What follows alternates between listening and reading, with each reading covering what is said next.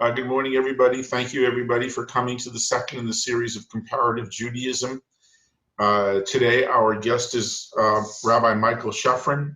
Michael Shefrin was born and raised in Los Angeles and was ordained as rabbi in May of 2016 by Hebrew Union College, Jewish Institute of Religion. He is honored to serve as associate rabbi at Temple Emanu-el in Sarasota, where he and his wife Shana and their young son, Jacob Zeke, are thrilled to be part of the community. He earned his Master's of Arts Hebrew Letters in 2014 from HUC-JIR and his Bachelor of Arts Communication at Sonoma State University in 1997. While in the midst of an exciting career in the entertainment industry, Michael experienced a life-changing shift in his goals after volunteering in the Jewish community. Today, he finds fulfillment in helping people of all ages and backgrounds connect to their spirituality and elevate their lives and the world around through Judaism. So just a couple other things. The way the format will work today is the same that will work last week. As it worked last week, we will have Rabbi Shefrin speak for about 35 to 40 minutes, and then we'll open it up for questions and answers for about 15 minutes. And if time's left over, Rabbi Shefrin is more than welcome to give some concluding remarks. Just a few other housekeeping notes. Everybody is muted right now. And then during the question and answer session, we'll unmute people. If you could just raise your hand rather than shouting all at once, that makes things a lot smoother. A couple other things. Thank you to Elliot and Korn for Zooming this event and hosting him, Joel for recording of it, and Al Tridell for organizing the entire continuing education series. Tonight, of course, is Dennis Ross's presentation. Next Wednesday, Kim Scheintel will be giving a talk about the history of Jews in Sarasota. Kim and I have been working on this presentation. I can assure you it will be something you don't want to miss. We've gone over it, and I think it's really something exciting. Next week, next Thursday, Rabbi Anat Moskowitz from Temple Beth Sholom will be discussing conservative Judaism. And the following week, Rabbi Siegel will be the moderator for all of our panelists. So without any further ado, Rabbi Shefrin, the floor is yours. Thanks, Marshall. Good morning, friends. I'll use this opportunity to go like this. Hey, look, there I am. Good morning, everyone, and thank you. Before I even say anything, I want to thank Al Tridell for asking me to be a part of this, Marshall for your help, Elliot Korn, who's been kind to me, and Rabbi Howard Siegel for allowing me this space to share some of my Torah in his community this year as he's helping you all out. And a big shout out to Rabbi Moskowitz and to Rabbi Steinmetz, my colleagues who are participating as well. I'm happy to see so many of you here. And I want to beg your forgiveness. You may have noticed, for those of you that know me, I've been sick all week. So I don't feel well. So my level of energy and brain capacity is diminished. I did get tested 2 days ago. It's not COVID, thank God. So please forgive me if my normal bubbly self is a little bit off today. And I look forward to sharing this experience with you. I feel like the opportunity to speak about different branches of Judaism is a real honor, and in particular because of my personal story, which I want to share a bit of as a framing for today. And then, as was mentioned, I was sent 15 questions in advance. I'm going to try to answer all of them. I've made some notes for each one. I don't know that that'll happen in 35 minutes, but then I thought we also might try to do a different type of text study. So I might call upon some of you to be readers if you're interested in that. You can raise your hand. That'll be later on in our time together. But I also want to encourage you, if you're familiar with Zoom, which I hope most of you are at this point in our pandemic and in our world of technology, to use the chat function. I will poke over. I have it right there. So if you want to ask a question or make a comment while you're muted, please feel free to use the chat function, and I'll try to keep my eye on that out of the corner of my eye. So I wanted to tell you earlier someone was making jokes about, um, I had turned my camera off to respond to some emails, and somebody was making a joke about, make sure to say something nice, otherwise we'll tell his mother. Some of you know my mom, Rabbi Mimi Wiesel. And she's a huge part of my story towards the rabbinate and towards, actually, in a strange way, towards my ending up identifying as a Reform Jew, which is our topic for today. So just a brief background of myself. As you heard, that wonderful bio that was read by Marshall, which I wrote, gosh, 4 or 5 years ago, and it still is relevant, which is very exciting that my short bio still rang true for me to hear.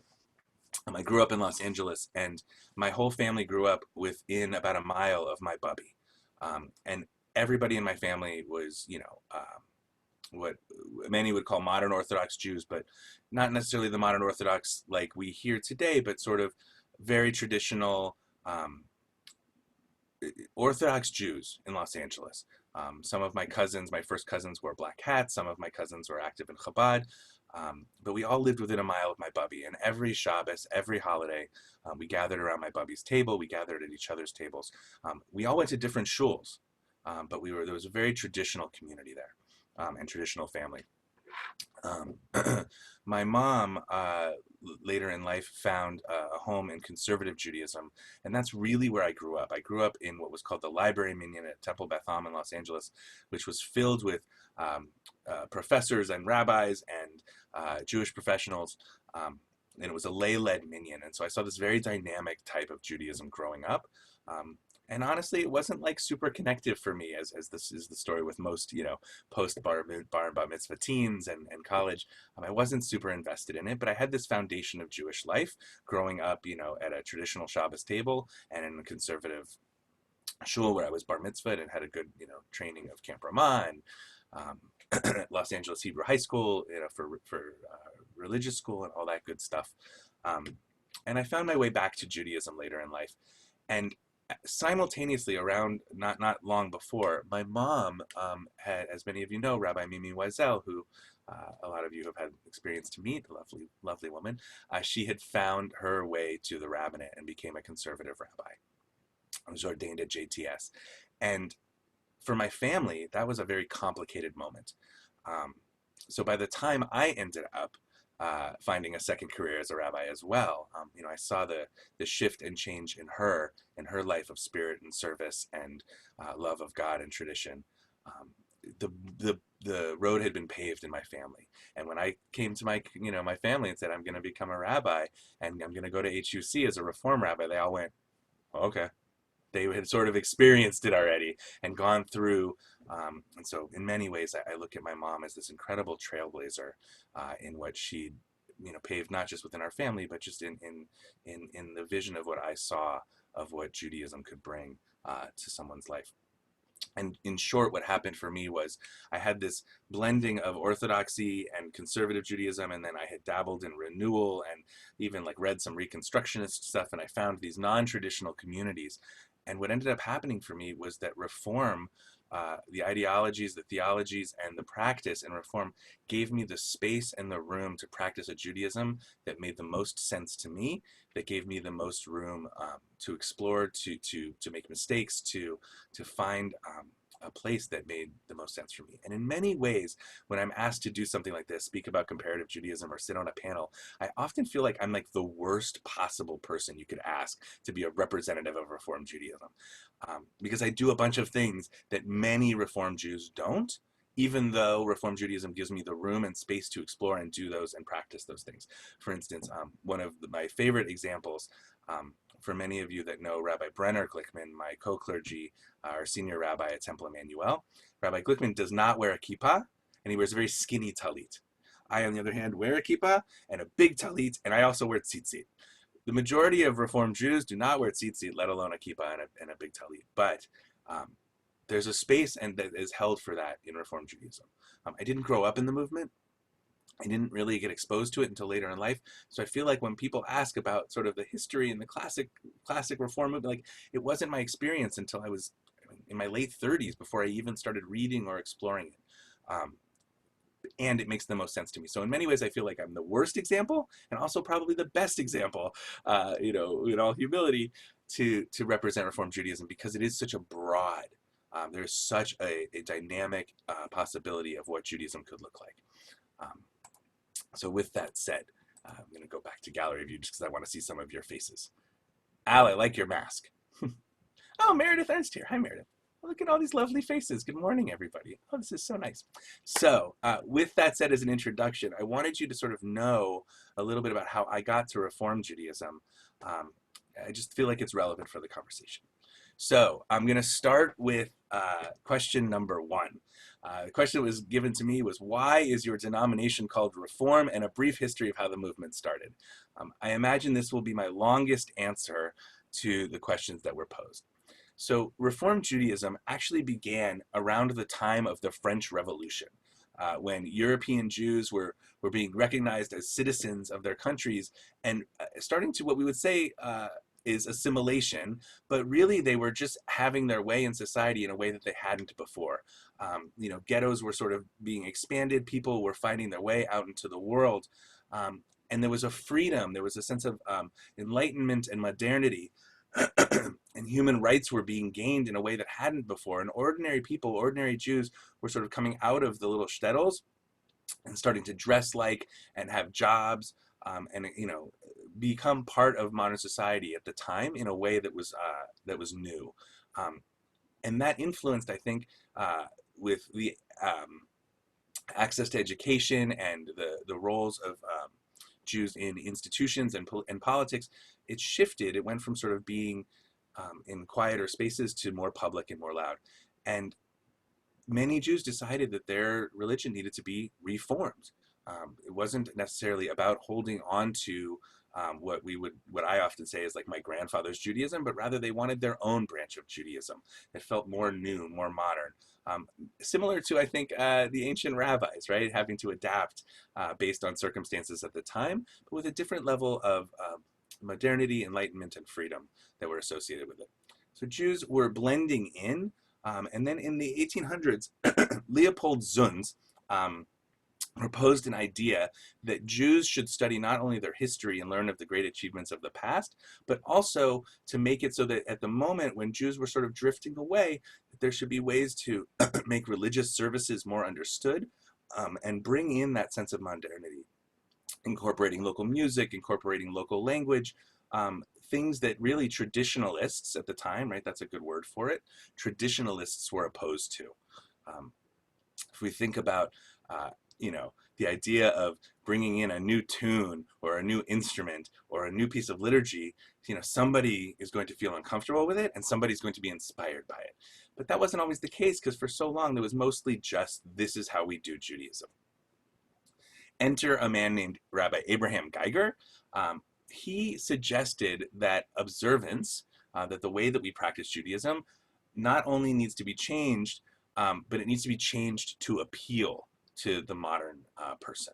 So it wasn't just about introducing new liturgy, it was about making it really meaningful for the person at the moment. And he was brilliant. He was a scholar in Tanakh and German studies, and he was a master of Jewish history. So in his own research and work, he really understood that old practices were constantly being changed into new ones. And so he sort of pushed that forward. He knew that 4,000 years ago, that 2,000 years ago, that whatever our practices of ritual looked like were constantly shifting. And he was figuring out the sort of patterns of how that would look according to Jewish law in each moment.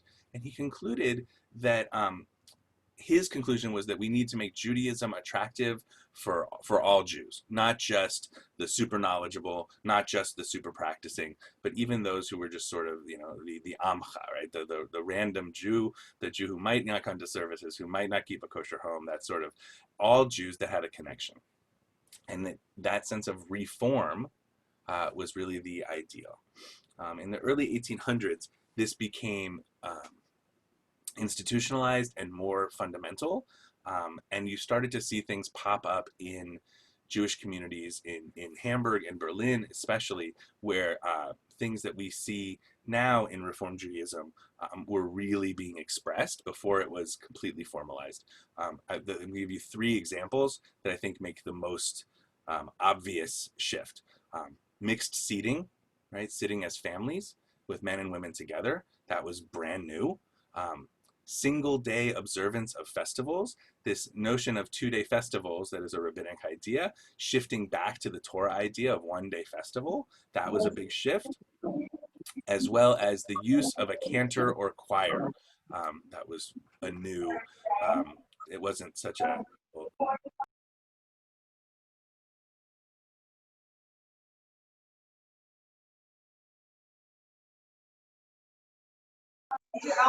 Yes. music coming in and mixed seating. All right, there we go. Thank you. Music coming in, mixed seating, excuse me, and single day observance. So you had three major elements. It was what you heard, what you saw, and also what your calendar looked like.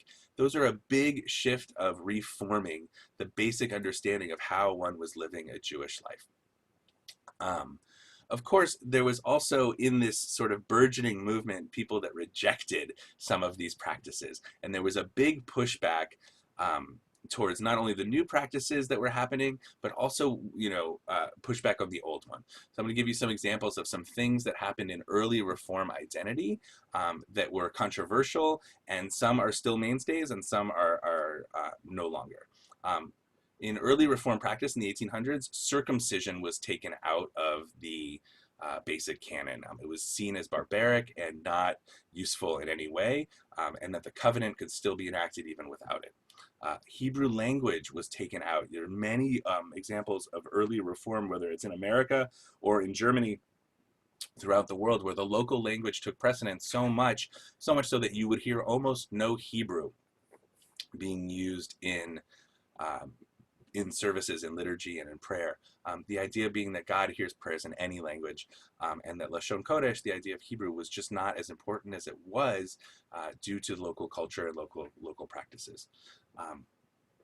The relationship with Israel, which I don't want to get into too much because I know it's going to be talked about during the panel in 2 weeks, but the relationship of what being restored to Zion would look like. There became this notion that the Golden Medina, as America has been called, for when Reform Jews came to America, or even in Germany at the time where Reform Judaism really started, that was Zion, that was freedom. There was this able to be expressed, there was this able to worship, there was an able to be Jewish out in the public sphere, came to life in a way that hadn't been experienced for hundreds and hundreds of years for Jews. And so it was like, why did we need to be restored to Zion? This is our Zion. We are free and here and able to worship and express now. In Reform Judaism, the bar mitzvah, which had become a popular moment when a child became 13 and was called to the Torah, was actually taken out a bit and replaced with what we call, and many of you are familiar with, a confirmation ceremony, which happened later and was really confirming one's belief. It became, rather than someone being told, now you are obligated for certain mitzvot, rather you are choosing and confirming that you are taking them on in a different way. Other major shifts that happened in early Reform are kashrut was taken out and family purity was not observed. Nida and the relationship of husband and wife in the menstrual cycle were removed. They were just seen as no longer needed and necessary due to modernity. Things that, like a simple way, an icebox had shifted the need for something involving certain laws of kashrut, or running water and showers working very quickly. Those were taken out. They were seen as hindrances to someone's daily practice of Jewish life, as opposed to uplift and meaning. One of the greatest shifts, which I think is actually really representative of where early Reform and trying to navigate a Judaism that was meaningful for people as well as living a modern life out in the world, many congregations or groups, it wasn't really congregations at the time, but people congregating, observed Shabbat on Sunday because that was the local practice. It's like a shocking thing to hear sometimes, but it's very real that on the day of rest, when all the businesses were closed, when everything was happening around them, Shabbat was moved to Sunday. That was when many people gathered in synagogue and when many people read Torah, and it was a big shift, but it was about creating space to make Judaism accessible, meaningful, and uplifting without being so separated from. Those are some examples of things that early reformers took on that were not only accepted by some, but also rejected by some. That's an important thing because you've got that important tension that I think is really necessary to understand, because it's not just a tension with different modalities of Judaism, but also within the Reform movement. It was never just cut and dry, this is what we're doing. Early reformers come to America in the mid 1800s in the South, as many of you know, in Charleston, Congregation Beth Elohim, one of the first congregations, and very quickly. This is long before major immigration of Eastern European Jews. Reform Judaism became the dominant belief system of American Jews. But there was no central religious authority like there had been in many communities. Excuse me. And that's why I want to bring up Rabbi Isaac Mayer Wise. Isaac Wise was by what we would call like the father of American Reform Judaism very easily. He was this organizer that brought everyone together, that founded, and his when he moved to Cincinnati, he was able to sort of garner the whole group of Jews all around the country and find specific ways of practice that people started to agree on. That rejectionist thinking had become a buy-in. Many of the leaders, many of the communal heads sort of became a part of a movement, which we hadn't really seen before. Before that, it was really just Judaism. I don't think we'd actually seen a split in Judaism like maybe we did during the Pharisees and the Sadducees. It had been a long time since there was this clear of a split. So in what we call classic Reform Judaism, you saw in 1857 the first Reform Siddur that was edited for American worshipers. It was called Minhag American, excuse me. We see the founding of the Union of American Hebrew Congregations. So all of the congregations around America were buying into one union at the time. The Hebrew Union College was established in 1875. You've got now a place to train religious leaders, as well as in 1889, Isaac Moise helped found the CCAR, the Central Conference of American Rabbis, a rabbis union. So you had a body, a legislative body that would Jewishly help make decisions. Massive shift from the sort of, we're going to try this, we like this, we're going to try this, we don't like that. This moment of reform actually reformed into organized religion, as we might call it now, which was new for Reform Jews. And in all honesty, there was no orthodoxy before this, right? The term orthodoxy, this traditional Judaism, came as a response to all of a sudden there's this uprising in a different way of practicing Judaism, and those who are sort of rejecting Reform ideals become what we now call Orthodox. It's an important thing to note, right? And out of that comes, as many of you identify as, right, the shift within Reform Judaism comes out as conservative Judaism. The idea of holding on to many of the traditional values, but having taken on some of these new practices. It's a fascinating thing to think about where these different movements came from. Excuse me. Some other things that were happening early on in Reform history were the synagogue worship was shortened, and the way that was done was by omitting of certain prayers.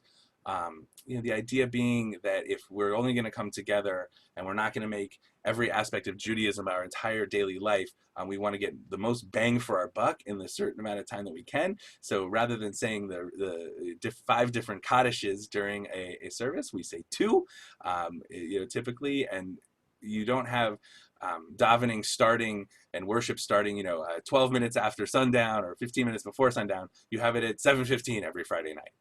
And then there's a more set rhythm to the Gregorian calendar and the way that in particular, American daily work week would work, shifting from following the lunar calendar. Of course, still holidays fall on days based on the lunar calendars. And you also see in examples of what synagogue decorum looked like. It became much more solemn and decorous, and hymnal is the word I like to use.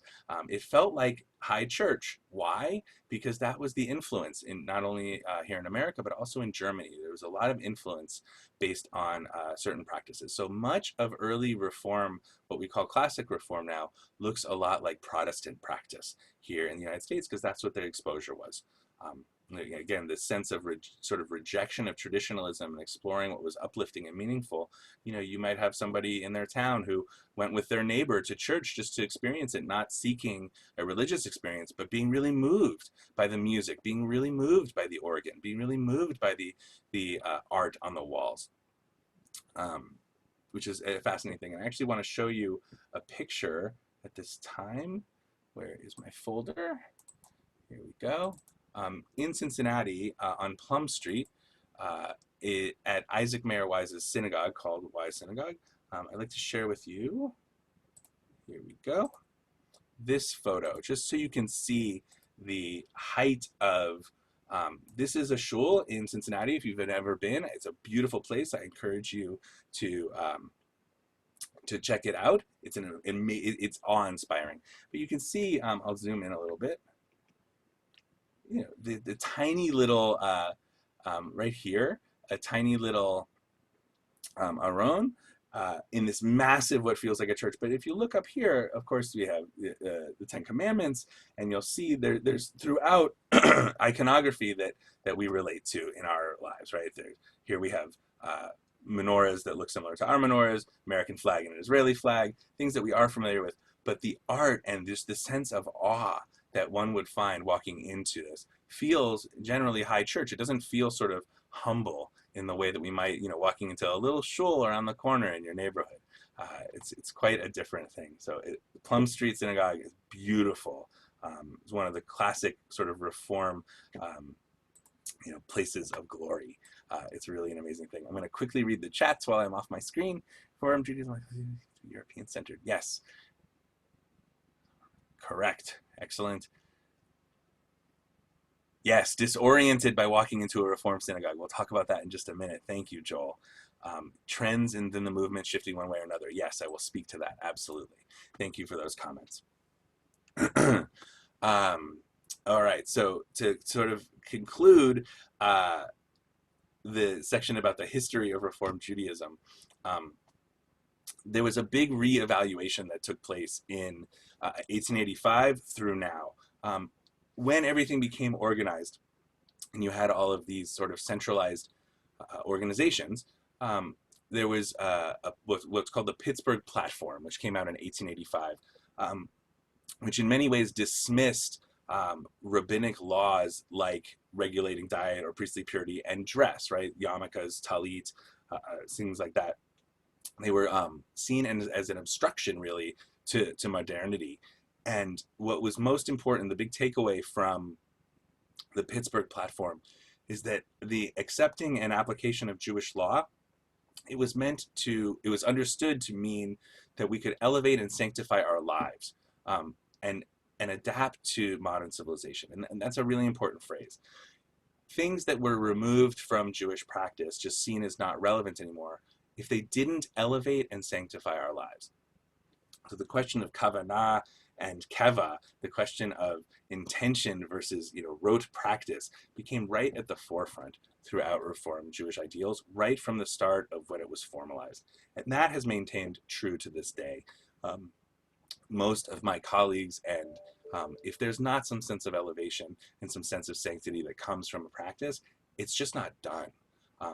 That's it's not left behind, right? In Judaism, we keep the minority opinion. It's not forgotten about. We still encourage study of it. We encourage informed choice and personal autonomy. But that is a key piece. If it's not elevating and sanctifying for you, most rabbis won't encourage someone to do it. But we definitely encourage things that are being tried. And that comes really from that Pittsburgh Platform. That was when it was really sort of identified in a clear way. Um, uh, excuse me. So during the 19th century, a little bit more modern, we become the heartland of what's called progressive Judaism, right? The United States and America become this big place. And you'll excuse the expression, but Reform synagogues became the local church, right? For many American Jews, because that's what they were seeing. Jews that were being born here, being raised in Jewish life, they didn't have that sense of what we now know as Ashkenaz-centric um, Eastern European Judaism that has filtered into our country in such large ways. Again, leading to the development of conservative Judaism, as you all know. And it wasn't until early in the 1900s, and of course, due to the Holocaust, that we had a mass migration of Eastern European Jewish life. And so now we have this really big split between traditional looking Jews and more modern looking Jews. And it's I think that's an important image to hold in. And when we think about what is Reform Judaism, what is at its core, why is it called Reform? It had taken on a different form of practice, a different form of what it looked like, a different form of what authority meant. In Reform Judaism, there's an inherent pluralism that comes where each style of practice is encouraged and welcomed, and of course argued about because we're Jews, right? So when I come into my shul, excuse me for one moment, I'm using my Hebrew Union College mug that I was given on my last trip to campus. Of course, there's arguments as we're Jews, but there's the notion of I want to try this, I don't like this, this is what my grandfather did, this is what I want my kids to do. All of those things get taken into the conversation when it comes to religious authority.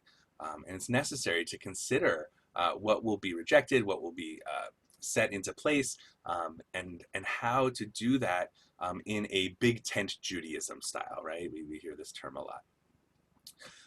I want to just name a couple of things about Reform institutions. You may have heard the term liberal Judaism or progressive Judaism. Throughout the world, those generally apply to different branches of Reform Judaism, just depending on the place. Liberal Judaism is what Reform Judaism is called in Britain. In Israel, the Israeli Movement of Reform and Progressive Jews, the IMPJ, the Israeli Movement of Progressive Jews, right? It's really Reform and Progressive Jews, but we don't usually leave out the R because that's what it's called. And the World Union of Progressive Judaism is sort of the global body that's looking after Reform Judaism.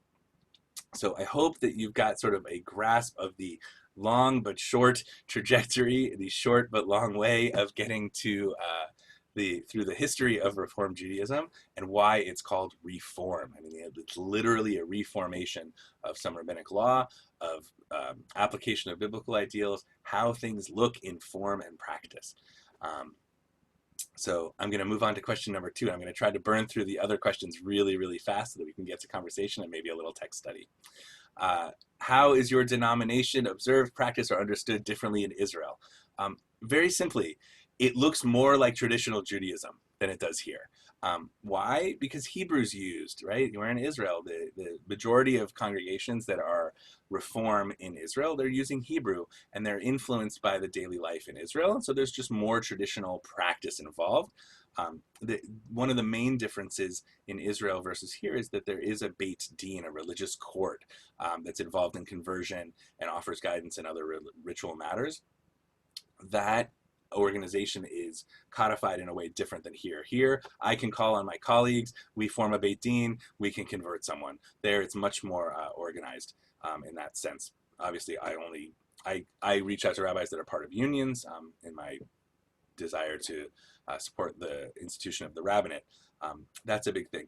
But I want to name one thing that's really similar in that for many Reform Jews, social justice and tikkun olam are stalwart practices and expressions of their Jewish identity. It's less about keeping Shabbos or worship on the chags. It's about how do I practice tikkun olam? How do I practice loving thy neighbor? How do I practice different, more ethical related mitzvot? And that's the same in Israel. There's a big, big, big push in the Israeli Reform movement towards tikkun olam and social justice work. So that's a big thing. And Israel Reform is growing rapidly. There's now over 50 congregations in Israel. There wasn't 20 years ago. There was barely one. You've got tons of elementary schools and high schools and kindergartens that fall under the Reform auspices. Just 2 years ago, I think, was the ordination of the 100th Reform rabbi in Israel. And there's a stat that I really like. In 2016, there was 1,500 bar and bat mitzvahs performed at Reform congregations in Israel. So if you think about 20 years ago, there was basically none, and now you've got 1,500 bar mitzvahs and bat mitzvahs being performed in one single year. Is like a really striking number to just show you the growth of Reform movement there. There's also a couple of Reform kibbutzim in Israel. So you've got a big practice going on in Israel in this Reform ideal. And for many of the young people, it's really attractive, right? They're looking at and similarly to the way it was in the 1800s, they're looking at their grandparents in Israel and they're like, that's not my Judaism. I don't identify with that. It's not meaningful for me. It's not special. It's not uplifting.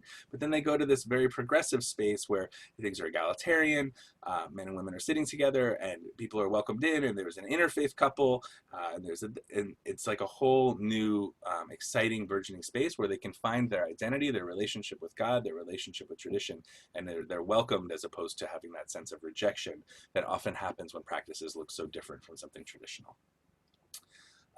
Question number 3 was, who has the authority to change halacha? So it's a complicated question, but the Reform understanding, we use, as Reform Jews, the classic she'elot or tshuvot, meaning questions and answers, right? That's where we come with our relationship with halacha, with religious law, are based on that. So we do that. There are, by far, in the religious world, the most written text, the most compiled understanding is exactly that, where there's a religious question based on, traditional law, and how do we do it? There's an answer, a responsa, a tshuva that is written. And who does that? Mostly the CCAR, the Central Conference of American Rabbis, that organization founded by Isaac Mayer Wise 135 years ago.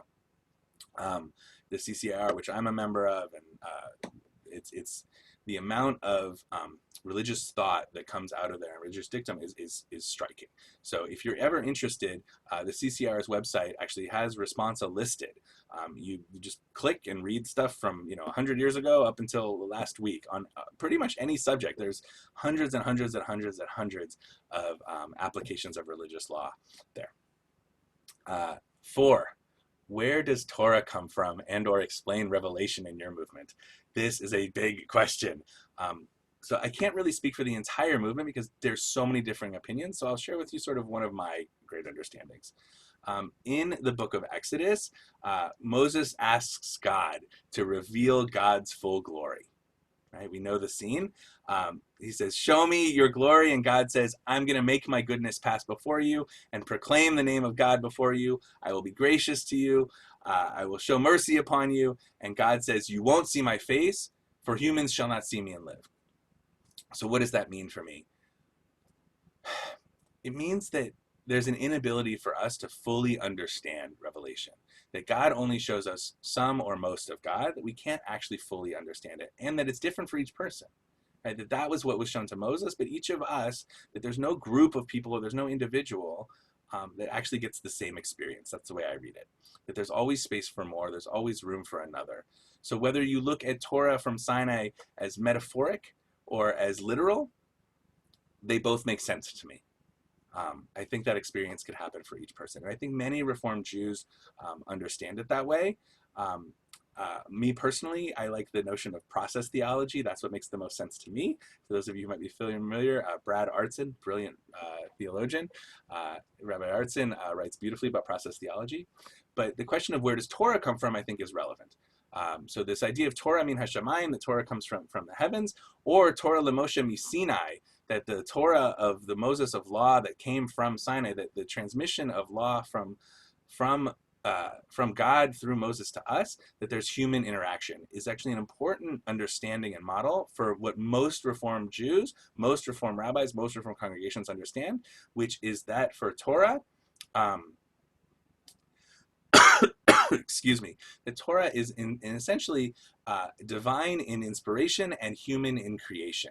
That was written by our ancestors, inspired by understanding of themselves and God and their place of God in their lives. So in many senses, it is divine and human all at once, which is a very different understanding, I think, that many traditional Jews. And that comes from scholarship, that comes from the Deuteronomist theory.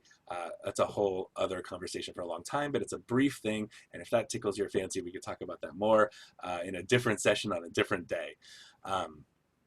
So how does my movement differ from others? Question number 5. Fundamental difference. I think I've spoken about some of them. I want to highlight just a couple others. One would be the relationship with gender and sexual identity. The Reform movement seeks to be all-inclusive very strongly and very aggressively in that. Excuse me. So, LGBTQ are welcomed and ordained and married and all of the things that come with that, which of course many Orthodox and more traditional segments of Jewish life don't. Also in clergy, the Reform movement has always been at the forefront of ordaining rabbis and cantors and equal participation for men and women and non-binary identifying individuals. And music, I think music is another big place, right? I know lots of conservative shuls invite a lot of music into their worship at this time. In Reform congregations, it looks still strikingly different. Whether it's the electric guitar and full drum set in the middle of a Shabbat service versus a hand drum or an acoustic guitar, we've got the music looks very different. Classic Reform Judaism is choir and organ. That's what you'll see on many Friday nights at Temple Emanu-el here. And dress, a yarmulke or not wearing a yarmulke. I think that's a big push. As in conservative shuls, women are of course invited to wear. Men traditionally do, but in Reform congregations, many traditionally don't. So you find a lot of that. And to respond to Joel's question earlier, the trends that I'm seeing are that there are many people in sort of more upstart, younger congregations where there is a big sense of traditional dress and practice coming into the norm. You've got a lot of young wearing tefillin on a daily basis, or wearing big talit and kippahs, and are practicing and exploring much more traditional practice and staying far away from what I referred to earlier as the sort of high church part of Reform Judaism. You see it a lot, especially in the rabbinical school. I was really struck. I thought during my first moments at HUC that I was going to be one of the more traditional in practice. And a lot of my colleagues, when I first arrived in Israel, our first years in Israel,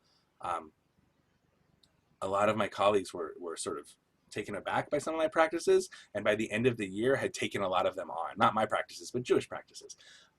That sense of exploration and identity and growth ritually, I think, is taking hold with a lot of young people. I think in our world today that the grounding that comes from the rhythm of ritual has become very useful for people. Rabbi, I think that's a great point. Now we have to kind of take a little break here. We have about 15 minutes left in the presentation. Okay. And I know just by looking around the eyes that are popping away that there must be some questions. So if you do have a question, please just kind of raise your hand. I know that I have a question, but I'll let since I don't want to hog the whole forum. So if anybody has any questions. Looking around here, and I see. Yes, Joe and Sally have one. Joe, please go ahead. I submitted as a chat the question. Joel, I'm sorry, I'm having trouble hearing you. Could you speak closer to the microphone? Sure, I submitted on a chat. You submitted on the chat. Okay, so I see your question. How do we reconcile that by not following halacha? We are not in a place of heaven. Very simply, it is understood in early Reform Judaism that the relationship with Gehenna and Shamayim doesn't resonate, doesn't make sense with the early reformers' practice, right? This notion of reward and punishment in the world to come doesn't resonate with the early reform rabbis. So the relationship with the halacha has shifted so much so that the reward for following halacha doesn't apply. In short, right? It's really that simple. It's not that it's not relevant. It's not that it's not important. It's not that it's not. If you look at the reward that comes of something being meaningful and uplifted and sort of motivated to do more mitzvot, motivated and connected to have that relationship with community, with God, with ethical practice, it shifts from the sort of the accounting, right, that one might understand in a traditional way of earning a place in heaven. As opposed to, right, that heaven can be here on earth as well during this lifetime. That the idea of Gan Eden and the idea of Gehenna are very clearly articulated to be taken out. It's in the Pittsburgh platform. So early reformers, that was a basic foundational idea that no longer played into the halacha. Now, with that said, it doesn't mean that there isn't a belief in Shamayim. It doesn't mean that there isn't a belief in Olam Haba, in the world to come, but that the route of getting there has a different path. I hope that helps answer your question. Jay Stonehill, would you unmute? I see you have your hand up. Thank you. I also submitted my question about it being European-centered, and on the opposite extreme, I think, is the Hasidic movement that's European-centered. And we believe in Judaism as a universal religion for Jews all over the world. What you described was something very European and coming to America, and nothing about any of the other Jewish communities in the world. How do we deal with that? I'm not sure I fully understand the question, but what I want to, I think I can respond with two things that might help understand. So one of the notions has to do with language, which I mentioned earlier, that the local language becomes like the big influencer in prayer and in liturgical writings. So you've got, an Argentinian community or a community in China that their reform practice has an influence from their local thing, which is something that's been happening Jewishly forever. I mean, we just look at the amount of Aramaic in the Talmud, right? So you've got local influence in that way. And what's happened more in the last, since reform was sort of organized in the late 1800s, is you have now international influence. But you'll notice that I said, like, Israel has its own reform thing, Britain has its own reform thing, America has its own, and we also all communicate in the larger context. So the influence has more to do with the local than sort of global Judaism. But you do also see, in a lot of Reform congregations these days, you see influence, in particular in the music, I would say, from all across the board. So you've got, Sephardic communities and Egyptian music, and you've got, a modern rock. So you see a lot of influence from different branches of Jewish life that have come in. I mean, when you think about how many Reform congregations might use a Carlebach tune, or a traditional nigun that comes in, that comes from the Hasidic community, or the influence is broad. I think in particular you can see it really in the music. I don't know if that answers your question, but when I travel around the world and I want to have a Jewish experience, I go into a synagogue and I'm very comfortable there. Will that happen to me in Reform Judaism, or will it all be in the local language and things? Most often it's going to be in the local language, which is, a fascinating experience, right? There is something personally, right, having been to, I went to a Reform congregation in Turkey, where I did not speak the language. But when they said the Shema was in Hebrew. And sitting and looking and feeling like, the Talit looks the same. The Aron has the Torah in it that I know so well. When the guy walked in and the guy said to me, Shalom Aleichem, I felt like, okay. But the rest of it felt very foreign, because it was. But yet I could see in the liturgy the same structure, the same matbeya, leading up to, right? The Shema. And while they were davening the Amidah in Turkish, they still bowed at the same spot. Right? So it was and that was one experience, right? Whereas I've been to Reform congregations in other places where it felt very familiar. And but look, if you go up the street to Temple Sinai and then to Emanu-el and then out to Longboat Key, 3 different Reform congregations, they're all going to feel very, very different in practice, in tune, in worship. But we all like bagels, so. Thank you. Sure. Thanks for the question. And Any anybody other else? questions? Oh, I see one. Yes. Lee's having to go right ahead. It's all, you have to unmute. What's There that? you go. Okay, just an observation.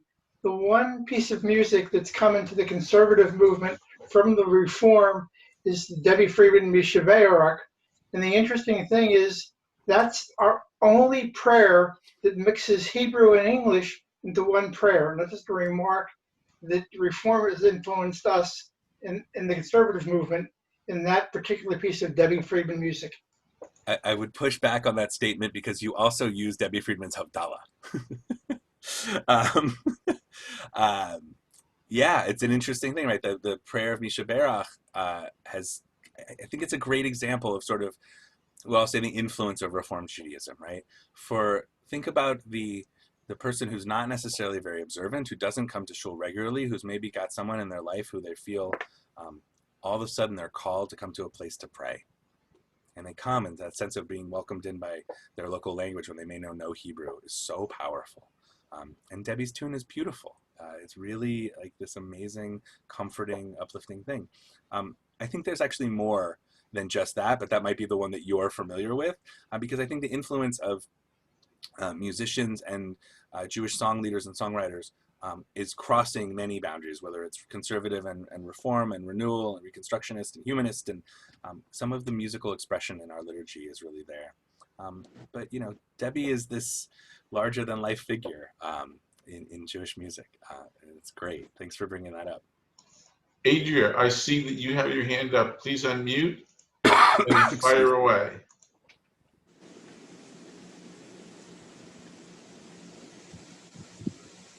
Okay, sorry for that delay. I notice in the reform movement, the encouragement of people to join Judaism, the proselytizing, if you can say that, is way more outward than it is in conservative and almost none in Orthodox. How important it is to your synagogue and to you? Interesting question. I don't know anyone in the Reform movement that proselytizes. So that's a striking statement. What I do find, one of the great missions of Reform Judaism, and you've probably heard this term thrown around a lot because it's become very popular, is what we call audacious hospitality. So there's a sense of welcoming, there's a sense of inclusion. As one of the other questions that I didn't answer, Reform Judaism holds by patrilineal descent, right? Traditionally, just the mom makes a child Jewish. We hold that being raised Jewish with a Jewish father also would make one Jewish. That interfaith families are encouraged, welcomed. People do, most Reform rabbis will do an interfaith wedding, but I want to clarify that. Most Reform rabbis I know don't do interfaith weddings, meaning they'll work with a Christian clergy, but they will marry a Jew and a non-Jew with basic minimums. For me, the minimums that I require are that if you're going to have children, you're going to raise them Jewish, that you're going to have a Jewish home, meaning what are the basics? Jewish books on the shelf, a mezuzah, you're going to light Shabbos candles, whatever that's going to be, that your home is going to be Jewish, so when someone walks in there, they know it's Jewish, and that you've had the conversation about conversion. I don't say that you need to convert, but you have to have talked about it. For me, those are the 3 minimums that I work with when it comes to marrying a couple. Because as my teacher, Rabbi Denise Egger, says, I'm not in the business of interfaith weddings. I'm in the business of Jewish weddings. So I do Jewish weddings with interfaith couples. And most of the time, honestly, they're not interfaith. It's not like one of the partners is, a devout Christian. They're mostly, one partner is Jewish and the other is not really into religion or is just interested in supporting their family. Has been my general experience. Yeah, so I don't find a lot of proselytizing. I find a giant open welcome arm in Reform congregations, because we're not going out and searching, and we still, when it comes to conversion, we have Beit Deans, we turn people away 3 times, they must take classes and learn and practice. For me, I won't convert someone unless they've been doing it for at least a year. I want them to experience the cycle of life, the rhythm of the calendar. I think it's so important and beautiful, of what Jewish life looks like. And yeah, I don't know anyone that goes out to proselytize. But I could see how it would feel that way, in that the expression of welcome. We want people to feel welcome and at home in a Reform congregation. That's like a big, and I know every Jewish organization wants that, and every movement wants that. I just think it's something that we might focus on more intently. I hope that answers the question. Thank you for it. Anybody else before? Let me just roll to the next screen. Oh, Serenay, there you are. Hi, Serenay. I am. Hi, how you doing? Good. How's your wonderful hubby? He's good. He's out Good. playing tennis. Otherwise, he'd be here. Thank you so much for the presentation, and I really like the way you explained everything. And I just wanted to mention that Debbie Friedman grew up in a conservative congregation in St. Paul, Minnesota, and the conservative cantorial school has been named in her memory. And I mention that because I love all the crossover between the Reform and conservative, especially in the area of music. And during this pandemic, if there's anything that could be called a silver lining, is that so many people have been watching different congregations by Zoom and getting to know Reform rabbis, conservative rabbis. They've had entree to places that they never would have had before. And I think that's really been great for melding our 2 movements. And I think that there's a lot of working together in Israel between Masorti with Reform and conservative people. And I think that's really important for all of us to recognize and to be proud of. I agree. Well, thank you, Rabbi Shefrin. Thank you very much once again for a delightful afternoon. It was certainly enlightening, and for a fellow who was only working on 2 pistons out of 8, I think you did a great job, and we'll get you some cough drops very, very shortly. On behalf of TBS, thank you again.